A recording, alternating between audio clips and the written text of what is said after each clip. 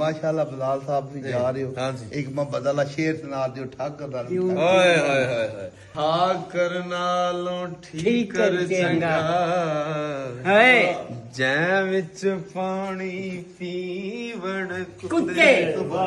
ਖਤਰੀ ਨਾਲੋਂ ਚਮਿਆਰ ਹੈ ਚੰਗਾ ਉਹ ਜਿਹੜਾ ਪੈਰੀ ਪਵਾਵੇ ਜੁੱਤੇ ਵੇ ਮੁੱਲਾ ਨਾਲੋਂ ਕੁੱਕੜ ਚੰਗਾ ਕੁੱਕੜ ਚੰਗਾ